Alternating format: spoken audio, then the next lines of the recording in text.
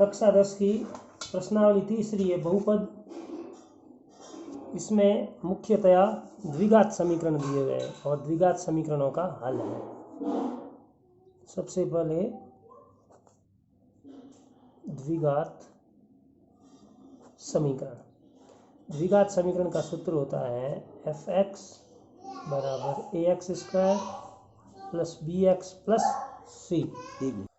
X square का गुणांक a होता है, x का गुणांक b होता है और इसमें जो अचर पद है वो c होता है। अब एक सूत्र है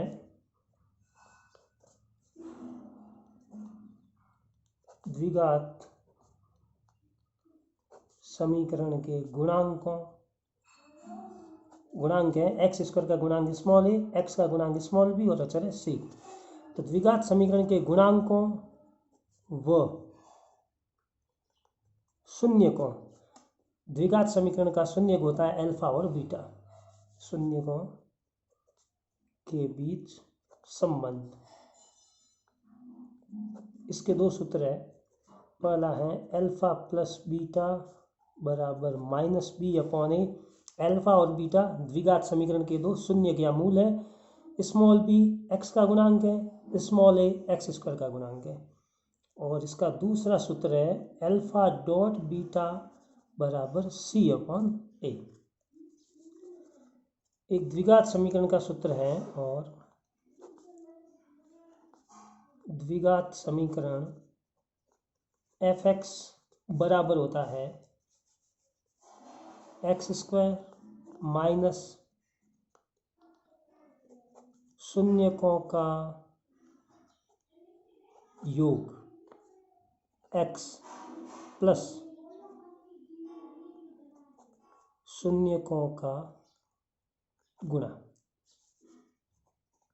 f(x) बराबर एक्स स्क्वायर माइनस का माइनस शून्यकों का योग। शून्यक है अल्फा और बीटा, योग यानी प्लस, ये कोष्टक का तो कोष्टक शून्यकों का योग। शून्यक है अल्फा और बीटा, योग यानी इनके बीच में आ गया प्लस, कोष्टक बंद, ये x ये प्लस शून्यकों का गुणा। शून्यक है अल्फा और बीटा, तो ये अल्फा और ये बीटा शून्यकों का गुणा यानी डॉट। यहाँ शून्यकों का योग है तो अल्फा प्लस बीटा, शून्यकों का गुणा है तो अल्फा डॉट बीटा। ये तो हो गए इस प्रश्नावली के सूत्र। अब हम शुरू करते हैं एक्सरसाइज 3.1। 3.1 का पहला सवाल है, प्रश्न पढ़ते हैं पहले किताब में से। निम्न द्विघात बहुपदों के शून्यक ज्ञात कीजिए। द्विघात बहुपद दिया हुआ होगा, उसके शून्यक ज्ञात करने हैं। द्विघात बहुपद के शून्य कौन कौन से हैं? अल्फा और बीटा। तो हमें अल्फा और बीटा का मान निकालना है। और शून्यकों तथा गुणांकों के बीच संबंध की सत्यता की जांच कीजिए। और दूसरा है शून्यकों और गुणांकों के बीच संबंध की सत्यता की जांच। ये सूत्र काम आएगा। अल्फा प्लस बीटा बराबर माइनस बी अपॉन ए, अल्फा डॉट बीटा बराबर सी अपॉन ए। तो द्विघात समीकरण के पहले तो आपको शून्यक ज्ञात करना है। शून्यक है अल्फा और बीटा, और उसके बाद में गुणांकों और शून्यकों के बीच संबंध। पहला प्रश्न है, पहले का पहला प्रश्न है 4x स्क्वायर प्लस 8x। परीक्षा में आपको दिया हुआ होगा, ऐसे भी आ सकता है कि इस प्रश्न के मूल ज्ञात करो, यह भी पूछ सकते हैं इसके शून्यक ज्ञात करो, यह भी पूछ सकते हैं कि शून्यक ज्ञात कीजिए और गुणांकों और शून्यकों के बीच संबंध की सत्यता की जांच कीजिए। तो सबसे पहले आपको शून्यक ज्ञात करने हैं। द्विघात समीकरण में शून्यक ज्ञात करना हो तो सबसे पहले समीकरण के बराबर में आप शून्य कर दीजिए। फिर इसमें गणित का साधारण सा एक फॉर्मूला काम आ जाएगा। कोई कॉमन आ रहा है, यहाँ अचर 4 है और यहाँ अचर 8 है। 4 का भाग 4 में जाता है, 4 का भाग 8 में भी जाता है, तो कॉमन आ गया 4। इसमें भी x है, इसमें भी x है, कॉमन आ गया x। तो दोनों पदों में से कॉमन आ गया 4x, कॉमन लेते ही लगाएंगे कोष्टक। तो सबसे पहले क्या किया हमने, दोनों में यहाँ 4 है यहाँ 8 है, दोनों में 4 का भाग जाएगा, 4 कॉमन आएगा। इसमें भी x है, इसमें भी x है, x कॉमन आ गया। कॉमन लेते ही कोष्टक लगेगा। कॉमन लेते ही उसके बाद में क्या प्रोसेस होती है, जो कॉमन आता है उसका सभी पदों में भाग लगा दीजिए। तो 4x का पहले भाग लगाएंगे 4x स्क्वायर में, 4 से 4 कैंसिल, और x का भाग x स्क्वायर में। जो संख्या कॉमन आई है उसका सभी पदों में भाग लगाना है। तो 4x का पहले पद 4x² में भाग लगाएंगे, 4 से 4 कैंसिल, x का भाग x² में गया x बार, फिर प्लस दूसरा पद कौन सा है 8x, तो 4x का भाग अब किस में लगाएंगे 8x में, 4 का भाग 8 में, 4 दूनी 8, 2 बार, x से x कैंसिल बराबर 0।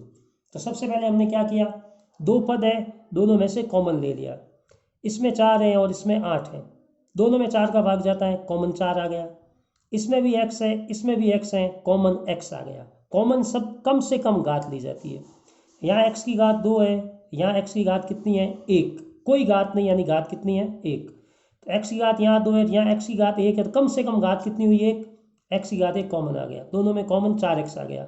अब जो संख्या कॉमन आती है उसका सभी पदों में भाग लगाते हैं, 4x का भाग देंगे 4x² में, 4 से 4 कैंसिल, x का भाग x² में x बार, प्लस का प्लस, फिर 4x का 8x में, 4 का भाग 8 में, 4 दूनी 8, 2 बार, x से x कैंसिल। अब ये दो पद आगे अलग अलग गुणे में, इनको शून्य कर दीजिए आप, एक बार तो 4x बराबर 0, एक बार x + 2 बराबर 0।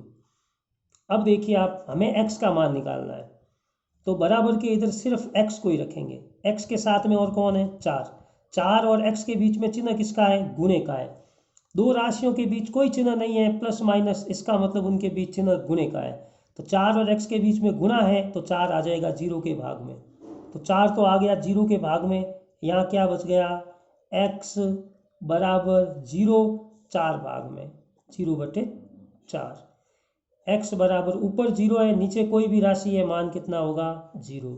यह हो गया पहला शून्यक,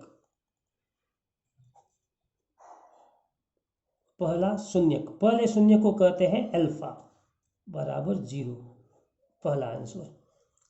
इसमें भी बराबर के इधर कौन है x + 2, बराबर के इधर मान किसका रखना है केवल x का, यहाँ x के साथ 4 किस में था गुणे में, 4 किस में आ गया भाग में, यहाँ x के साथ 2 किस में प्लस में, तो 2 का पक्षांतरण होगा इधर आते ही माइनस में, तो x बराबर 2 प्लस में -2, ये दूसरा शून्यक, दूसरा शून्यक किससे लिखा जाता है बीटा से, बराबर -2। तो ये तो आगे दोनों शून्यक। अब हम ज्ञात करेंगे द्विघात समीकरण के गुणांकों व शून्यकों के बीच संबंध। संबंध के लिए पहला फॉर्मूला अल्फा + बीटा बराबर -b/a। अब आपको निकालना है b और a का मान। मैंने आपको पहले ही बताया x² का गुणांक होता है वो होता है स्मॉल a, तो स्मॉल a का मान कितना है 4, x का गुणांक होता है स्मॉल b, x का गुणांक कितना है 8, ये हो गया b, और अचर होता है c, अचर राशि है ही नहीं इसमें, ये x² का पद, ये x का पद अचर पद नहीं है, यानी c का मान कितना हुआ 0। अब इस प्रश्न का दूसरा भाग, तो सबसे पहले हमने देखा था x² का गुणांक क्या होता है स्मॉल a, देखो पहले हम देख चुके हैं, ये प्रश्न था x² का गुणांक कितना है 4, ये क्या होगा स्मॉल a, x का गुणांक होगा स्मॉल b, तो स्मॉल a का मान कितना है 4, तो लगाओगे आप चूंकि स्मॉल a बराबर 4, फिर x का गुणांक होगा स्मॉल b, x का गुणांक कितना है 8, तो स्मॉल b बराबर 8, अचर होता है c। इस द्विघात समीकरण में हम देखते हैं ये x² का पद है, ये x का पद है, अचर पद है ही नहीं, यानी स्मॉल c का मान हो गया 0। अब गुणांकों व शून्यकों के मध्य संबंध की जांच, थोड़ा राइटिंग ध्यान से रखना, गुणांकों व शून्यकों के मध्य संबंध की जांच। पहला संबंध होता है अल्फा + बीटा बराबर -b/a, किस समीकरणों के लिए द्विघात समीकरण के लिए। गुणांकों व शून्यकों के मध्य संबंध की जांच होती है अल्फा + बीटा बराबर -b/a। अल्फा और बीटा क्या होते हैं द्विघात समीकरण के दो शून्यक होते हैं, b और a गुणांक होते हैं। तो सबसे पहले हम देखेंगे अल्फा, मान रखेंगे। अल्फ़ा का मान कितना आया था, प्रश्न में हमने सॉल्व किया था 0, बीटा का मान आया था -2। मान रखते हैं अल्फ़ा की जगह 0, अल्फ़ा के बाद चिन्ह किसका है, प्लस का। उसके बाद लिखा है बीटा का मान -2 था। माइनस में जो संख्या आती है उसको कोष्टक में रखना है आपको। तो अल्फ़ा का मान 0, प्लस है तो प्लस, और बीटा का मान कोष्टक करके -2, फिर बराबर, फिर माइनस। आपको कुछ भी मिक्स नहीं करना है, ना कुछ खाना है ना जोड़ना है, एज इट आपको लिखते रहना है, मान पुट करना है। अल्फ़ा का मान 0, प्लस का प्लस, बीटा का मान -2, माइनस में तो पहले कोष्टक लगाओगे, -2 बराबर का बराबर, माइनस का माइनस, फिर बी का मान 8 है तो बी की जगह 8, फिर बट्टा, ये बट्टा 4, स्मॉल ए का मान 4 है, 0, ये 0, बाहर प्लस है अंदर माइनस है, प्लस माइनस हमेशा माइनस होता है, 2 का 2, यहाँ ध्यान रखना, प्लस कोष्टक यानी गुना, तो प्लस गुना माइनस क्या होता है, -2 का 2 बराबर 4 का भाग 8 में, 4 दूनी 8, तो ये माइनस का तो माइनस, 4 का भाग 8 में 2 बार, 0 का मान नहीं है तो -2 बराबर -2, दोनों बराबर आ गए। पहली जांच कंप्लीट हो गई। दूसरी जांच है अल्फा डॉट बीटा बराबर C/A।